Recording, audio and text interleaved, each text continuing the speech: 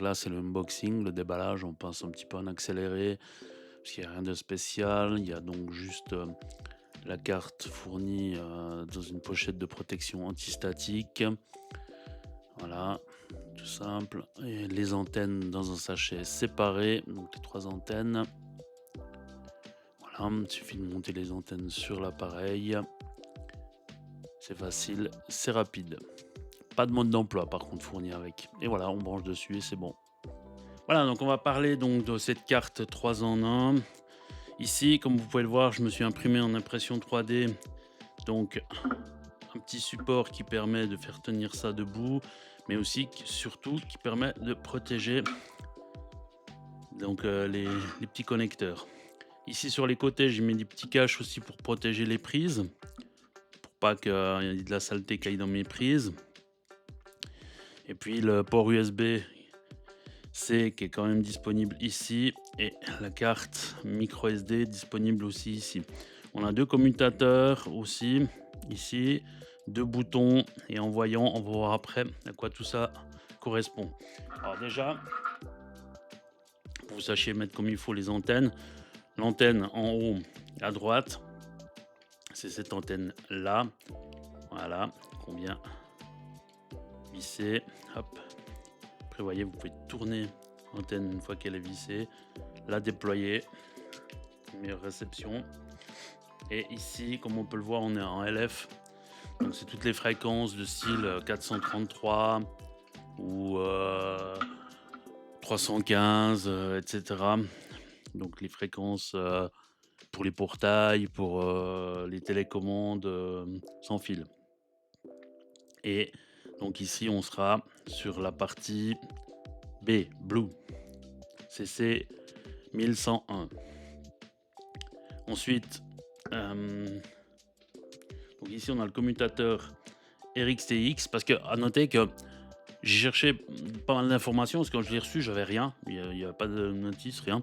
Le vendeur fournissait rien non plus, même sur AliExpress. Donc moi, j'ai un peu cherché, j'ai pas trouvé de fabricant, j'ai pas trouvé de référence de fabricant. J'ai trouvé quelques vidéos en anglais qui expliquaient un peu, mais pas tout. Donc j'ai dû un peu me démerder. Donc je vais tout vous expliquer à quoi correspond chaque bouton pour que vous le sachiez. Et du coup, en français, il n'y en a pas beaucoup qui, qui le font. Donc voilà, si vous êtes intéressé, c'est ici qu'il faut venir. Alors, RX, comme son nom l'indique, RX, R réception, receiver en anglais. Donc c'est pour le mettre en mode réception. Donc ça va être un commutateur qui va être utilisé seulement quand on est en CC 1110. Donc pour les signaux 433 MHz par exemple, basse fréquence. TX, T pour transmission, pour transmettre. Donc quand vous recevez, vous mettez dans ce mode-là. Quand vous émettez, vous mettez dans ce mode-là.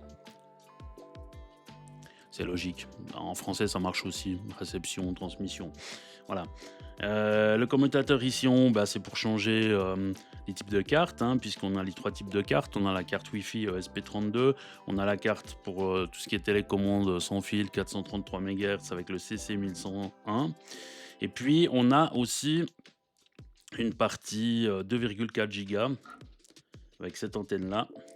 Alors, les 2 antennes sont identiques, hein. Moi, j'ai cherché un moment pour voir s'il y avait une différence. Puis en fait, c'est assez logique, c'est les mêmes antennes parce que c'est le 2,4 GHz ici et ici, c'est aussi du 2,4 GHz, mais Wi-Fi.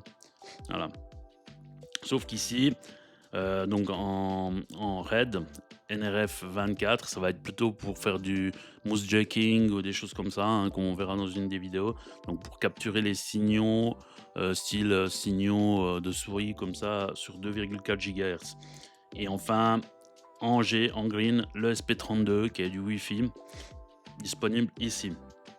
D'accord. Donc c'est le même ESP32 que sur la carte ESP32 que vous voyez un peu partout, qui vous permet de faire des attaques Wi-Fi, du DOS, des choses comme ça. D'ailleurs, c'est dans ce mode-là, le mode ESP32 en green, que vous aurez aussi l'utilisation de ces 2 boutons et de la carte micro SD. Alors normalement, la carte micro SD, j'ai vu que ça s'utilisait aussi en ESP32 en carte normale. J'ai pas trop compris à quoi ça servait parce que moi, quand j'enregistre par exemple les paquets qui sont sniffés avec l'application Wi-Fi Maraudeur. D'accord. Ça, ça s'enregistre sur la carte micro SD du flipper. Donc voilà, bon. Apparemment, ça peut être utilisé peut-être pour les mises à jour, mais là encore, pour les mises à jour, normalement, on utilise le port USB-C, parce que j'ai vu. Si vous pressez plusieurs fois si vous pressez un certain temps sur le bouton Bluetooth et qu'ensuite vous connectez le port USB, vous pouvez mettre à jour le firmware de l'ESP32. Le RT, c'est reset. Donc le BT, c'est boot. C'est pour faire un reboot. Donc ça reboot seulement. Ça ne reset pas, ça reboot. Et puis surtout, c'est utilisé pour quand on fait la mise à jour. Et le RT, c'est un reset. Donc ça va remettre à zéro la carte et les données qu'il y a dessus. Voilà. En gros, c'est ça. Donc après l'utilisation, c'est assez simple, hein. On vient mettre ça sur le flipper. Il n'y a pas possibilité de se tromper puisque il n'y a pas le même nombre de connecteurs à gauche et à droite. Et vous voyez, par exemple, là, j'ai la lumière bleue. Donc bleu, ça veut dire que je suis avec le mode CC 1101, c'est-à-dire celui-là. Et si je commute ici, par exemple, je suis en vert. Donc en vert, je serai en mode ESP32 pour le Wi-Fi. Et enfin, je passe le dernier mode en rouge. On sait que là, je serai en mode NRF24 pour faire du mouse jaking, par exemple. Voilà. Donc voilà pour cette carte. Pour ma part, j'en suis vraiment très content. Parce qu'en fait, vous pouvez faire aussi ça.